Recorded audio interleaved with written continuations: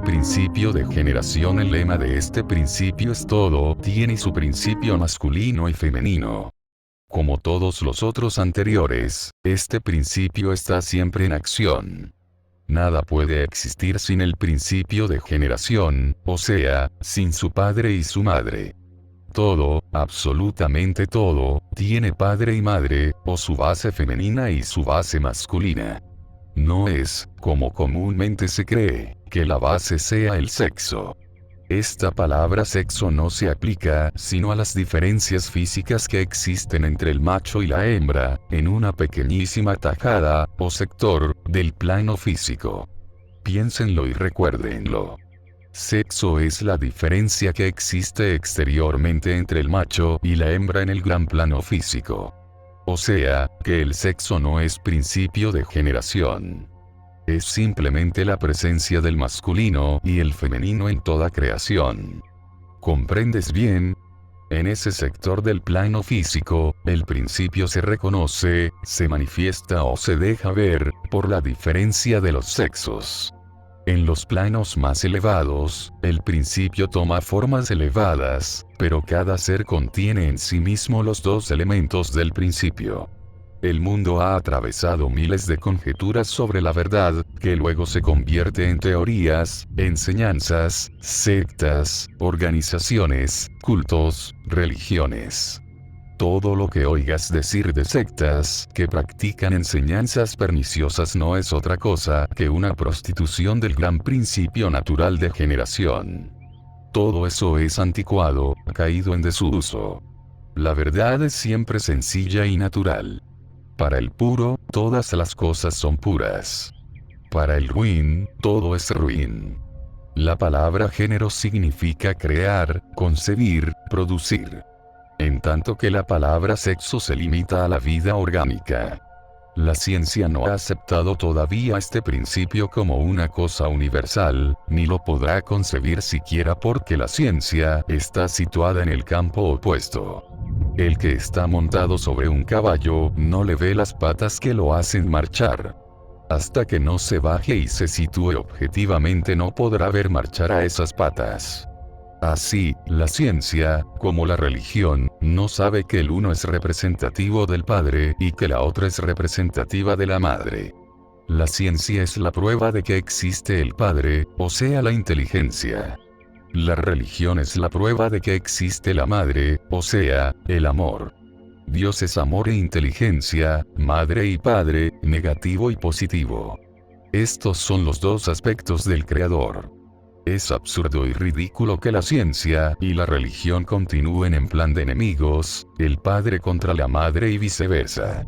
La ciencia se burla de la religión y esta censura, critica y vitupera a la ciencia. En esta era de oro, era de Saint-Germain, se están descubriendo la una a la otra, sin darse cuenta exacta aún. La metafísica reúne y explica esta verdad. Nuestro gran maestro Emmett Fox llamó a esta enseñanza la oración científica. Hay que hacer una aclaratoria muy importante, y es que una cosa es la religión y otra es la iglesia, y que la mayoría de los humanos no conoce la diferencia, y confunden una cosa con la otra. Algunas veces nombrando a la religión y otras veces a la iglesia como si los dos términos fueran uno.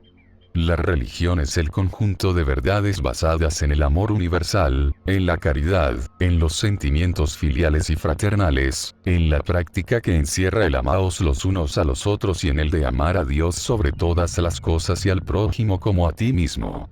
La palabra religión significa algo que está doblemente ligado, o sea religado, unido por cohesión, y eso es absolutamente todo.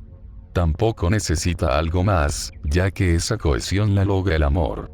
Ya anteriormente hemos dicho que la ley de atracción, adhesión y cohesión es el nombre que la inteligencia, ciencia, padre, le da al amor. Amor es el término que el corazón, madre, le da a la ley que atrae, une y adhiere con tal potencia que nada puede separar. Todo lo que de allí se desprende, fervor, devoción, caridad, etc., son cosas típicas de la madre. El papel que desempeña la madre en una familia, religando y entrelazando a todos sus hijos por medio de su amor, sus cuidados, sus enseñanzas, su devoción. La atracción que ejerce sobre toda la familia, esa vibración que es la mamá, que aún después de muerta sigue ejerciendo su influencia invisible, recordándole a todos que son hermanos ligados por un mismo padre y religados por una misma madre, eso es la religión. La Iglesia es un organismo, o una organización humana creada por los hombres. El término viene de ecclesia, palabra latina que significa reunión, o sea conjunto de cosas dispersadas. Lleva el objeto de reunirse para orar, practicar obras piadosas, enseñar, etc. Pero después de fundada la primera Iglesia, pronto degeneró en un instrumento de amenazas, castigos, dogmas, reglas, indulgencias y permisos especiales, todo para obligar a una lealtad hacia ella. No hacia la religión, entiéndase, sino hacia las leyes que Iglesia impuso.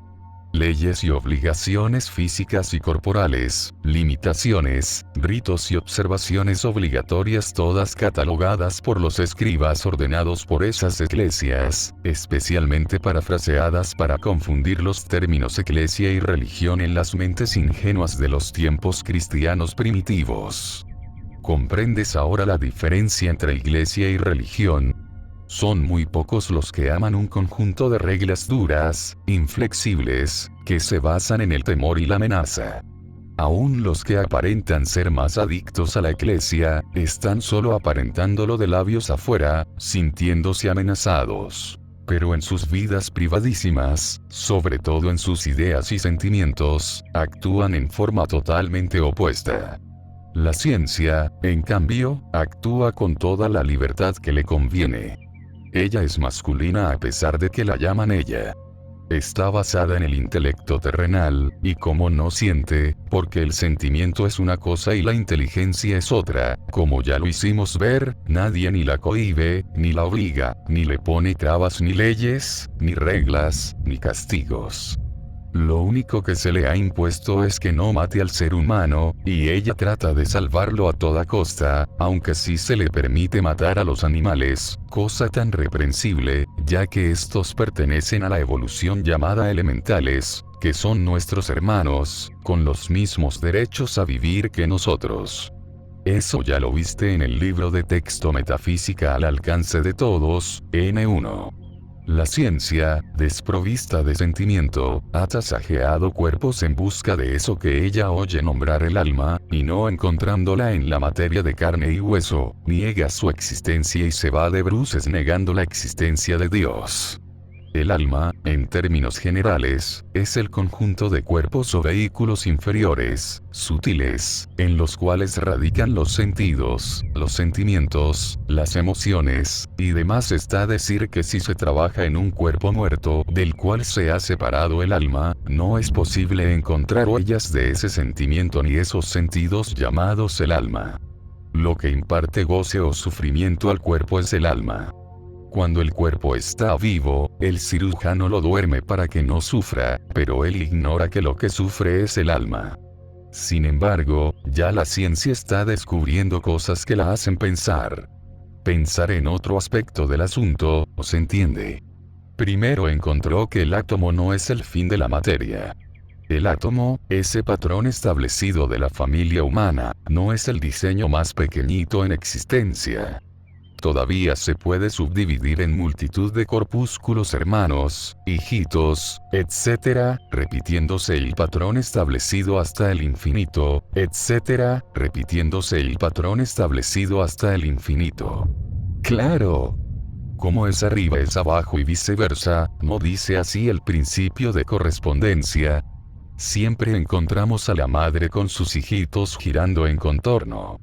Y ya que como es abajo es también arriba, vamos ampliando el diseño hasta encontrarnos casi al nivel de nuestros ojos, que el eterno patrón lo tenemos siempre a la vista en el Sol, con sus planetas girando en contorno, tal como el diseño del átomo. La ciencia, un poco confusa con tantas evidencias del polo femenino y el polo masculino, primero tanteó poniéndoles nombres distintos a estas manifestaciones. Primeramente llamó polo negativo al femenino y polo positivo al masculino. Pero andando el tiempo se encontró que no hay nada más opuesto al negativo debilucho que ese femenino que genera precisamente formas y energías nuevas. Luego emplearon el término cátodo en lugar de negativo, pero resulta ahora que el cátodo es el generador de un torbellino de corpúsculos, electrones y fenómenos que han desbaratado todas las teorías aceptadas. El tal cátodo, pues, es el principio madre de los fenómenos eléctricos y de las tan sutiles formas de materia que la ciencia se la pasa encontrando. Más y más se está llamando al cátodo polo femenino, lo cual es mucho más simpático que la otra alternativa de que los corpúsculos creadores están cargados de energía negativa.